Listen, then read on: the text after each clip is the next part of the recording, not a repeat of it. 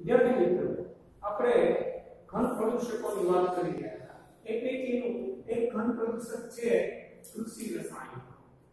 કૃષિ રસાયણમાં મુખ્યત્વે બે પ્રકારના રસાયણો છે.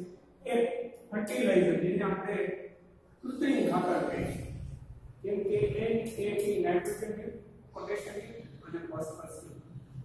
આ જે કૃત્રિમ ખાતરો છે એ, અને બીજું જંતુનાશકો, જેને પેસ્ટિસાઇડ્સ કહીએ છીએ, જેની અંદર આપણે સામાન્ય રીતે હર્બિસાઇડ્સ એટલે કે તૃણનાશક, નીંદણનાશક જેને કહીએ છીએ તે, અને ફંજીસાઇડ એટલે કે ફૂગનાશકો આનો સમાવેશ થાય છે.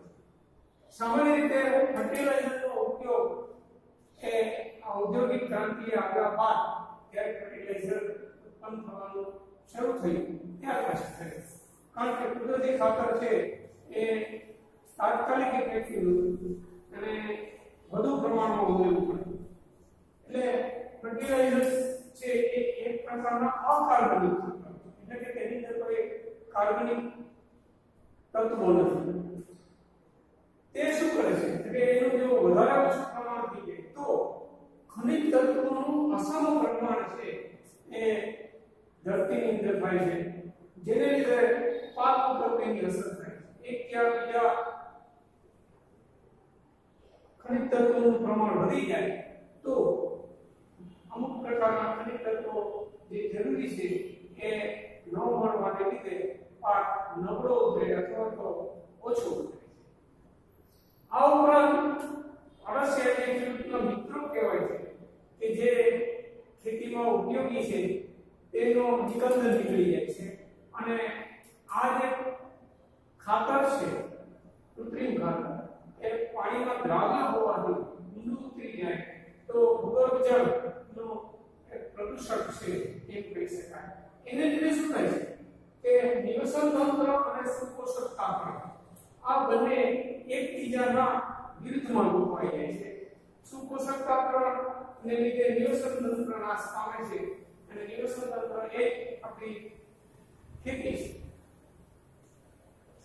સામાન્ય રીતે આ બધેનો ફંજીસાઇડ, હર્બિસાઇડ અને પેસ્ટિસાઇડ આ ત્રણેયનો ઉપયોગ વધારે પ્રમાણમાં કરવો જ પડે છે, કારણ કે નહીંતર પાક છે તૈયાર થયેલો છે એ નાશ પામે છે અને ખેડૂતની બધી મહેનત માંગે છે. એની ઝેરી અસર હોય છે. આ ઝેરી અસર છે ક્યારેક ખેડૂત પર પણ થતી હોય છે, અળસિયા જે ખેડૂતના મિત્ર છે તેના પર થાય છે, અને જમીનમાં ઝેરી તત્વોનું પ્રમાણ પણ વધી જાય છે. તો આ બધાય ને એ ઘન પ્રદૂષક તરીકે લે છે. તો પછી એનો ઉપયોગ ન થાય એના માટે શું? તો એના માટે એક પ્રોસિજર છે જેને કાર્બનિક ખેતી કહેવામાં આવે છે, જે વર્ષોથી આપણા વડવાઓ કરતા આવ્યા છે.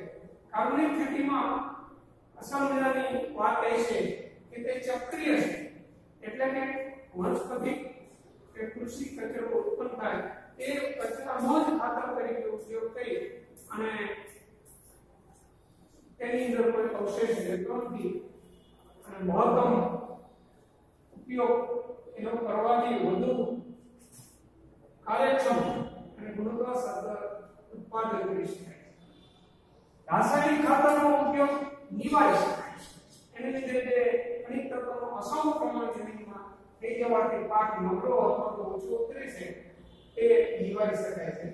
જંતુનાશકનો ઉપયોગ નથી થતો, એને લીધે શું થાય છે કે જમીનમાં ઝેરી તત્વોનું પ્રમાણ વધતું નથી, અને જે પ્રોડક્ટ આવે છે અથવા જે નીપજ આવે છે બીજ અથવા તો પાકનું શાકભાજી તે ઝેરી તત્વો વગરના હોય છે.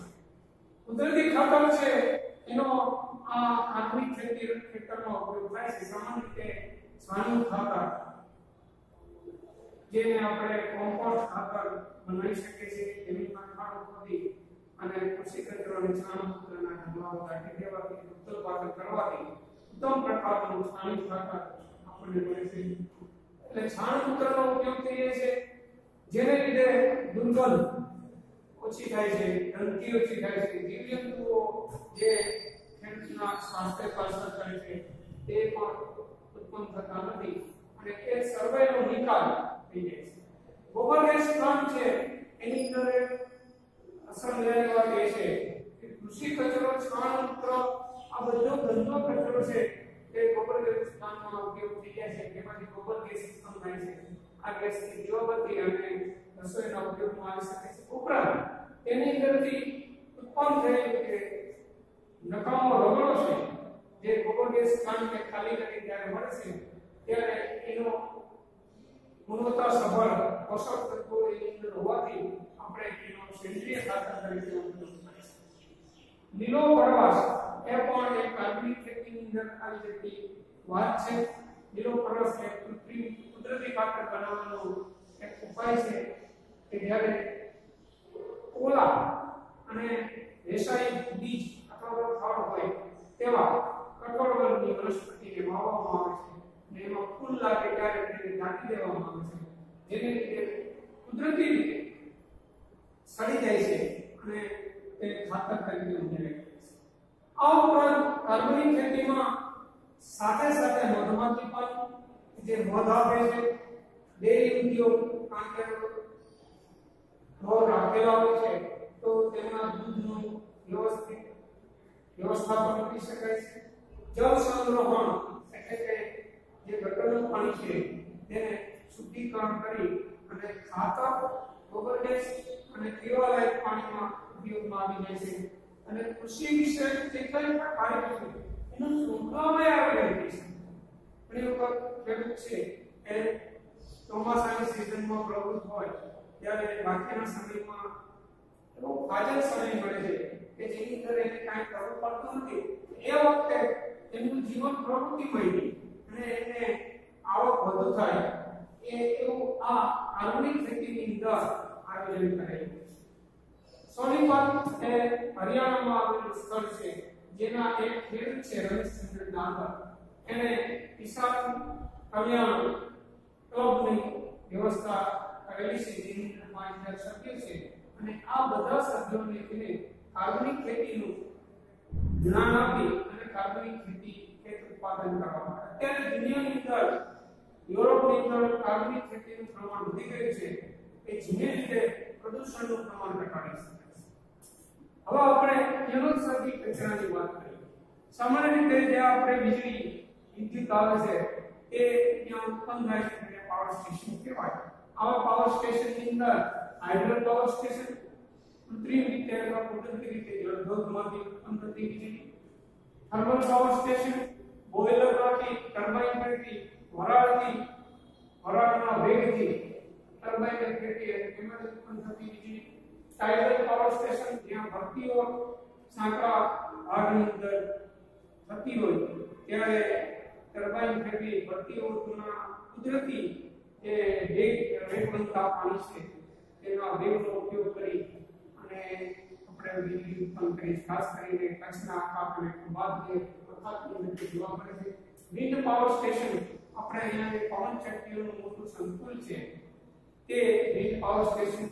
અને ન્યુક્લિયર પાવર સ્ટેશન એટલે કે કિરણોત્સર્ગી ભારે ધાતુઓ છે જે કે યુરેનિયમ અને થોરિયમ એનો ન્યુક્લિયર પાવર સ્ટેશનની અંદર ઉપયોગ થાય છે.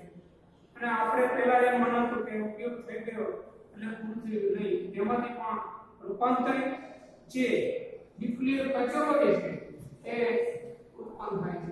હવે આ ન્યુક્લિયર પાવર સ્ટેશન આમ જોઈએ તો બહુ જ ઉપયોગી છે પણ તેની અંદર બે એવા પોઈન્ટ છે કે જેનો આપણે વિચાર કરવો પડે. એક લીકેજ. લીકેજ એટલે ઉઝું બહાર આવવું. લીકેજ થાય અને એને લીધે કિરણોત્સર્ગી જે વાયુ છે એ બહાર આવે છે. દાખલા તરીકે ચર્નોબિલ રશિયાની અંદર આ દુર્ઘટના ઘટેલી એ રીતે 3 માઇલ સાયલેન્ટમાં પણ ઘટેલી, જેને લીધે જો આ કિરણોત્સર્ગી પદાર્થો બહાર આવે અને એનું પ્રમાણ ઓછું હોય તો પણ વિકૃતિ સર્જે છે. ખાપણવાળા બાળકો અથવા તો શારીરિક અંગો છે એની અંદર વિકૃતિ આવે છે અને કેન્સર ફેલાવવા માટે તે મુખ્ય પ્રદૂષક છે. જો વધારે પ્રમાણમાં એનું લીકેજ થાય તો જીવનને નીકળે છે. આપણે યાદ છે કે હિરોશીમા અને નાગાસાકી સેકન્ડ વર્લ્ડ વોરમાં અણુબોમ્બ જીકાયા તો એની અસર ત્રીજી પેઢી પર પણ વિકૃત પ્રજા જન્મે છે ત્યાં સુધી થાય છે। હવે તો પછી કે એક તો લીકેજ ન થવું એના માટે ચોક્કસ જે ક્રાઇટેરિયા છે એ પ્રમાણે ન્યુક્લિયર પાવર સ્ટેશન બનાવવામાં આવશે જે સિમેન્ટ કોન્ક્રીટથી આવૃત હોય છે અને રહેણાંકથી દૂર નિર્જન પ્રદેશમાં આવશે તથા એને મોટરભાગે અંડરગ્રાઉન્ડ રાખવામાં આવે છે જેને લીધે લીકેજ થાય છતાં થઈ જાય તેનો ખ્યાલ એની વિશે રાખવામાં આવે છે। તેમાંથી બચેલો કચરો એટલે કે યુરેનિયમ અને થોરિયમ વપરાય ગયા પછી જે બચેલો કચરો છે એનો નિકાલ થઈ રીતે કારણ કે તેમાંથી સતત કિરણોત્સર્ગી પદાર્થો નીકળતા હોય છે આ કિરણોત્સર્ગી વાયુઓ છે એનો અસર કેવી થતી હોય છે આપણે જોઈ ગયા નિકાલ કરવા માટે પહેલા એક પૂર્વ સારવાર આપવામાં આવે પૂર્વ સારવાર એટલે ઓછી ભયજનક બને એ માટેની જે સારવાર આપે છે એ પૂર્વ સારવાર કહેવાય।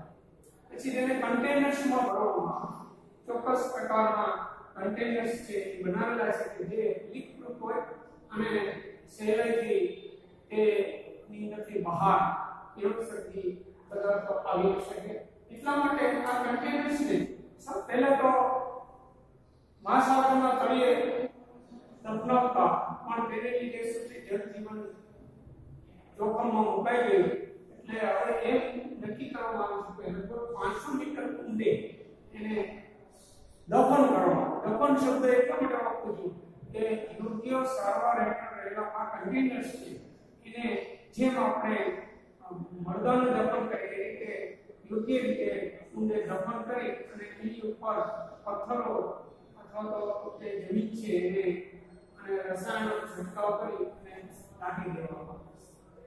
ગ્રીન હાઉસ એટલે કાચનું નાનું ઘર સામાન્ય રીતે ઠંડા પ્રદેશની અંદર તાપમાન ઓછું હોય છે એટલે સૌપ્રથમ તો બીજાંકુરણ માટે જરૂરી 20 થી 40 ડિગ્રી સેલ્સિયસ તાપમાન હોતું નથી અંકુરણ ન થાય તો વનસ્પતિ જાય એટલે ત્યાં ગરમી અંદર આવે અને અંદરની ગરમી બહાર નીકળે તે માટે કાચના નાના ઘર બનાવવામાં આવે અને તેની અંદર છોડનો ઉછેર કરવામાં આવે ગ્રીન હાઉસ ત્યારથી કલ્ચર બને છે જ્યારે એનાથી ઉલટું જ્યારે આપણે ટ્રોપિકલ રીજન એટલે કે ઉષ્ણકટિબંધમાંની તાપમાન ખૂબ વધારે હોય છે વધારે તાપમાનથી બચવા માટે છોડ કરમાઈ ન જાય એના માટે લીલા કપડા અથવા લીલા વસ્ત્રો છે એ ઢાંકીને એક નાનું ઘર બનાવીને પણ ગ્રીન હાઉસ કહેવાય।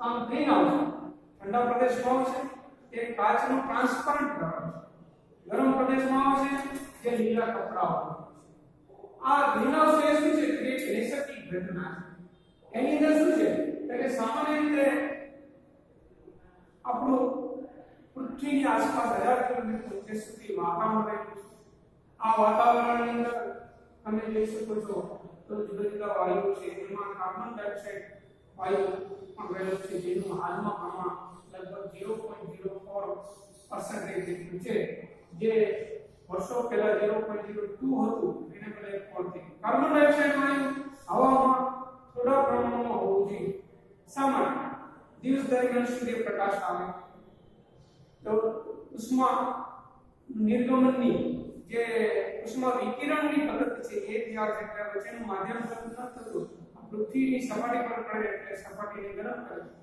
એટલે પૃથ્વી ઉપર તાપમાન વધે છે તાપમાન યોગ્ય પ્રમાણમાં વધે તો ચાલે એના માટે પૃથ્વી સપાટી ગરમ થાય તો ત્યાંથી પછી જ્યારે સૂર્ય અસ્ત પામી જાય ત્યારે ઇન્ફ્રારેડ કિરણો સ્વરૂપે આ ગરમી પાછી અવકાશમાં ચાલી જાય પણ કાર્બન ડાયોક્સાઇડ અને મિથેન જેવા જે વાયુઓ છે એ ભારે વાયુ છે પૃથ્વીની સપાટીની નજીક વિખરાયેલા છે તેની સાથે તે અથડાય અને ઇન્ફ્રારેડ કિરણો ફરી પાછા પૃથ્વી પર આવે આમ સતત તપે ચડે એને લીધે પૃથ્વીનું તાપમાન જળવાઈ જાય છે અને પૃથ્વી એકદમ ઠંડી થઈ જાય જો અત્યારે એવરેજ તાપમાન છે પૃથ્વી પર 15 સેલ્સિયસ એવરેજ એને બદલે જો ગ્રીન હાઉસ અસર ન થતી હોય તો -80 ડિગ્રી સેલ્સિયસ થઈ જે તમે આપ સમજી શકો છો કે સજીવો માટે ખતરનાક છે એટલે કાર્બન કાર્બન ડાયોક્સાઇડનું પ્રમાણ, મિથેનનું પ્રમાણ અથવા તો બીજા જે ગ્રીનહાઉસ વાયુઓ છે એનું પ્રમાણ યોગ્ય હોવું જોઈએ, વધુ નહીં ઘટવું પણ નહીં.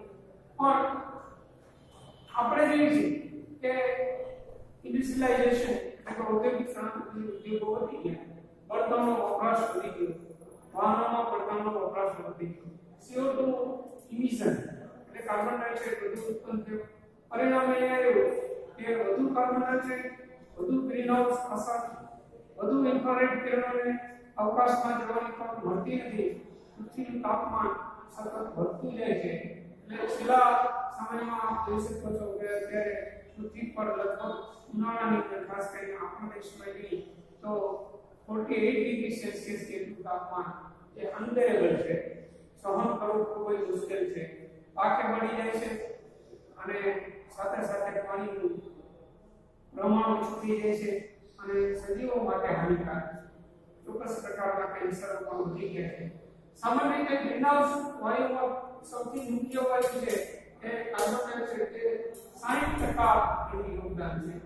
મિથેન CH4 એનું 20% યોગદાન છે. ક્લોરોફ્લોરોકાર્બન્સ એ હાઇડ્રોફ્લોરોકાર્બન અને ક્લોરોફ્લોરોકાર્બન એ બધા એ સ્પ્રેની અંદર વપરાય છે મીટ કરવા માટે, તે 14% અને નાઇટ્રસ ઓક્સાઇડનું 6%. આમ જોઈએ તો આ દરેક વાયુ છે એ યોગ્ય પ્રમાણમાં હોય તો પૃથ્વી ન ઠંડી થાય, ન ગરમ થાય અને આપણે ઇન્ડિયન એર ટેમ્પરેચર જે વેરિયેબલ હોય એટલે કે આપણે સહન કરી શકીએ, સજીવો પોતાનું જીવન વ્યતીત કરી શકે એ પ્રકારનું તાપમાન જળવાઈ રહે. પણ એવું આપને ખબર છે કે થયું નથી. ઇન્ડસ્ટ્રીયલાઇઝેશનની હિસાબે, વાહનોની સંખ્યાના હિસાબે, વસ્તી વધારાના હિસાબે કાર્બન ડાયોક્સાઇડનું પ્રમાણ એટલું બધું અનુપ્રાંત વધી ગયું કે પરિણામ શું આવશે? તો કે પરિણામ એ આવશે કે ધ્રુવ પ્રદેશનું અને ઊંચા પ્રદેશ હિમાલય છે એનો બરફ પીગળી જશે. પીગળેલો બરફ પાણીમાં પરિવર્તન થશે, નદીઓમાં પાણી છલકાઈ જશે, પૂર આવશે, બધું પાણી દરિયામાં જશે, દરિયાની સપાટી ઊંચી આવશે. પરિણામે દરિયાની સપાટીથી નીચા પ્રદેશો છે અથવા તો દરિયાની સપાટીથી સેજ ઊંચા પ્રદેશો છે તેઓ ભારતની લક્ષદ્વીપ વગેરે ટાપુઓ છે એ પાણીમાં ગરકાવ થઈ જવાની અને દરિયા કિનારાના જે ઠંડી છાજલી ધરાવતા વિસ્તારો છે એ પાણીમાં ડૂબી જવાની સંભાવના રહેલી છે. આ ઉપરાંત તેની પ્રતિકૂળ અસર હવામાન ઉપર પણ જણાય છે. આપણે ખબર છે કે છેલ્લા દાયકાની અંદર ઓચિંતાનું વાવાઝોડું, ઓચિંતાનું સાયક્લોન, ઓચિંતાનું પૂર આવે છે, વરસાદ જ્યાં વરસે ત્યાં ખૂબ જ વરસે છે, નથી વરસતો ત્યાં બિલકુલ નથી વરસતો. તો આ પ્રકારની જે પ્રતિકૂળ અસર છે હવામાન એ કૃષિ ઉપર અને સજીવ સૃષ્ટિ ઉપર ખૂબ જ ગંભીર અસરો ઉત્પન્ન કરી રહી છે. ખાસ કરીને એમાંની એક અસર છે અલ નીનો અસર. અલ નીનો અસર છે એ એવી છે કે જ્યારે અલ નીનો અસર ચાલુ થાય ત્યારે ભારતમાં વરસાદ આવતો નથી, પણ અલ નીનો અસરની જ્યારે બંધ થઈ જાય, અલ નીનો પ્રવાહ બંધ થઈ જાય ત્યારે ભારતમાં વરસાદ આવે છે. તો આ બધી જે પ્રતિકૂળ અસરો છે એ આ ગ્રીનહાઉસ અસરને કારણે થઈ છે.